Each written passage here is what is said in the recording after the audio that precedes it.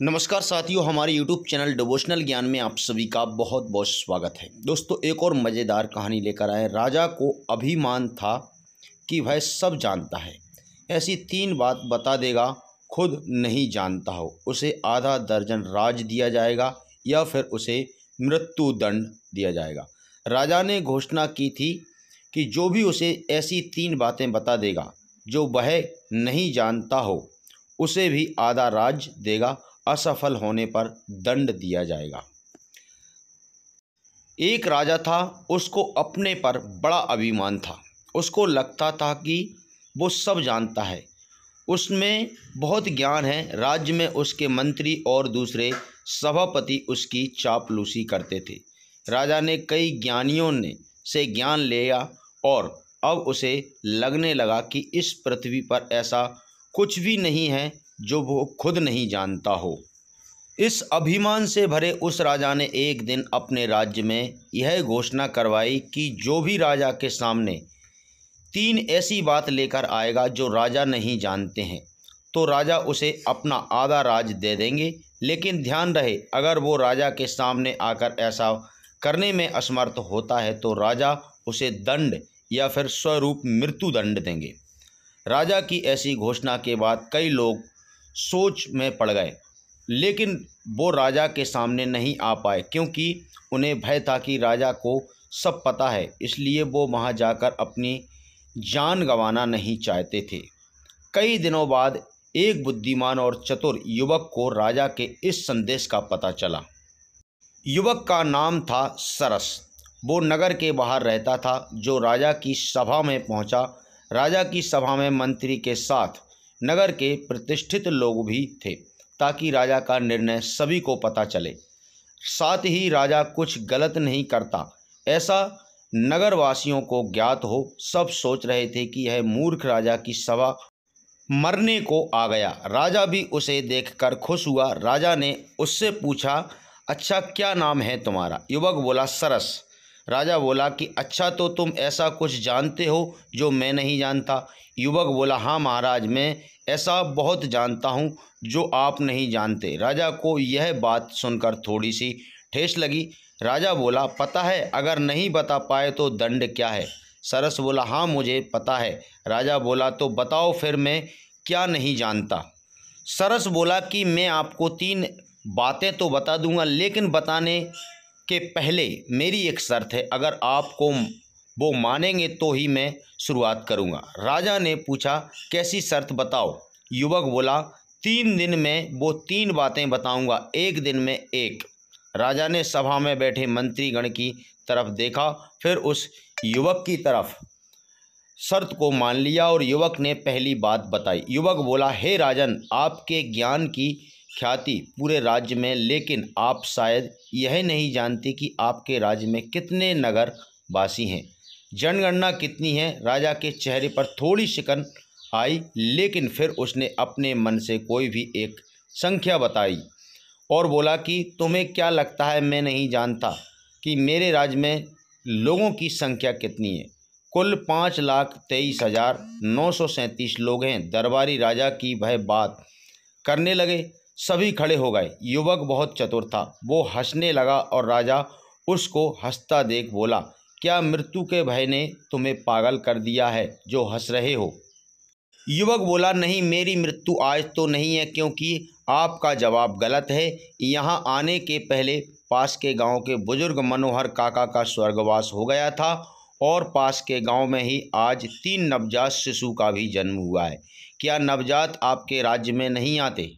महाराज, सभा में थोड़ा शोर हुआ। एक मंत्री बोला, तुम चतुराई कर रहे हो। जीवित और मृत का आंकड़ा तो प्रतिदिन बदलता रहता है। युवक ने मंत्री से कहा कि क्या मैं गलत हूँ? आप बस इस बात का उत्तर दीजिए। राजा की सभा में विचार विमर्श हुआ। सभा में मंत्री के साथ आम जनता के प्रतिष्ठित लोग होने के कारण युवक को आसानी से गलत नहीं ठहराया जा सकता था, इसलिए युवक की एक बात सही ठहराई गई। युवक चला गया और कहा कि मैं अगले दिन फिर आऊँगा। राजा को थोड़ी चिंता होने लगी। उसने कहा कि इस युवक पर नज़र रखी जाए, साथ ही ऐसे आंकड़े संबंधित जानकारी रात में संशोधन करके ही मुझे बताई जाए। अगले दिन फिर युवक सभा में आया। उसके चेहरे पर आत्मविश्वास देखकर राजा को थोड़ी घबराहट हुई थी। अब क्या पूछेगा। युवक खड़ा हुआ और मुस्कुराते हुए बोला, हे राजन, आपने सभी प्रकार का ज्ञान अर्जित किया है, मैं जानता हूँ, लेकिन कभी कभी मनुष्य दूर का देखने में अपनी पास की वस्तुओं का महत्व नहीं जान पाता। राजा बोला, बताओ भी, मैं क्या नहीं जानता। युवक बोला, आप इस विशाल राज सिंहासन पर विराजमान हैं। क्या आप जानते हैं कि इस सिंहासन को किसने बनवाया था? राजा बोला, हाँ, यह हमारे दादाजी ने बनवाया था। फिर इस पर हमारे पिताजी बैठे और उनके बाद हमारे बाद हमारा उत्तराधिकारी। यह तो हमें पता है। सब में बैठे मंत्री सभी प्रसन्न हो गए। युवक बोला, मुझे पता है, यह आपको पता है, लेकिन मैं आपको जो बताना चाहता हूँ वो आपको नहीं है पता। इस सिंहासन के 4 पैर न होकर 5 पैर क्यों हैं? बीच में एक मोटा पैर क्यों रखा गया है? राजा बोला, यह मजबूती प्रदान करने के लिए होगा। युवक बोला, होगा या है? राजा के चेहरे पर हवाएं उड़ गई और बोला, यह मजबूती के लिए ही है। तुम अब ज़्यादा चतुराई दिखा रहे हो। युवक बोला, नहीं महाराज, मैं आपको बता देता हूँ। आपके दादा पुष्कर नाथ महाराज ने करीब 50 सालों तक इस राज्य पर राज्य किया। उनके 50 साल पर यह सिंहासन उन्हें उस समय पुरस्कार स्वरूप मिला था। यह 5 पैर उनके मजबूत 50 साल के लिए थे, हर एक पैर 10 साल के लिए। राजा अपने सभापतियों की तरह गुस्से से देखता है और उन्होंने यह बात उसे क्यों नहीं बताई। राजा उस युवक को बोलता है, तुम्हारे पास क्या प्रमाण है? तुम अभी तो युवक को इतनी पुरानी बात तुम्हें कैसे पता? वो युवक बोला, इस प्रश्न का उत्तर आपको मेरी तीसरी बात में पता चल जाएगा जो आप नहीं जानते हैं। अभी मैं चलता। राजा अपने मंत्रियों से बोलता है, आज रात्रि में मुझे इस युवक की पूरी जानकारी चाहिए। कल किसी भी कीमत पर यह ऐसा कुछ नहीं बताए जो मुझे ज्ञात न हो। मैं अपना आधा राज नहीं खो सकता। अगले दिन वो युवक फिर राज्यसभा में आता है और राजा उसको देखकर बोलता है, आओ, मुझे पता चल गया कि तुम कल तक सोच कर बोल रहे थे, क्योंकि यह सिंहासन तुम्हारे दादा ने बनाया था और मेरे दादा को दिया था, इसलिए तुम यह जानते थी। लेकिन अब तुम्हारे पास ऐसा कुछ नहीं है जो मैं नहीं जानता हूँ।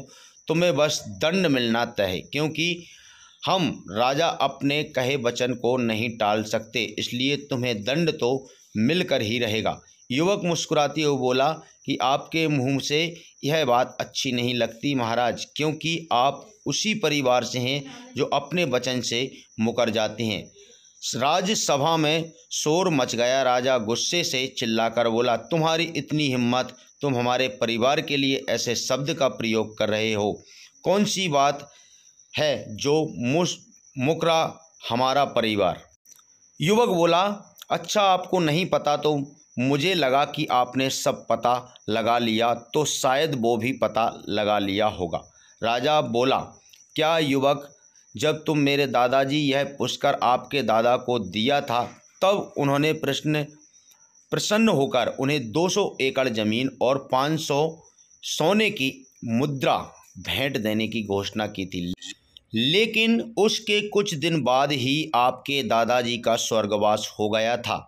तब मेरे दादाजी ने कहा था कि जो भी महाराज होगा वो हमारी भेंट आज नहीं तो कल हम तक ले आएगा। तब से हम अभी तक प्रतीक्षा कर रहे हैं। प्रतीक्षा में पहले मेरे दादाजी गए, फिर मेरे पिता। आपने यह घोषणा करवाई तो मुझे लगा कि यह सही अवसर है आपको यह भी बताने का। ऐसे तो आपको सब ज्ञात है।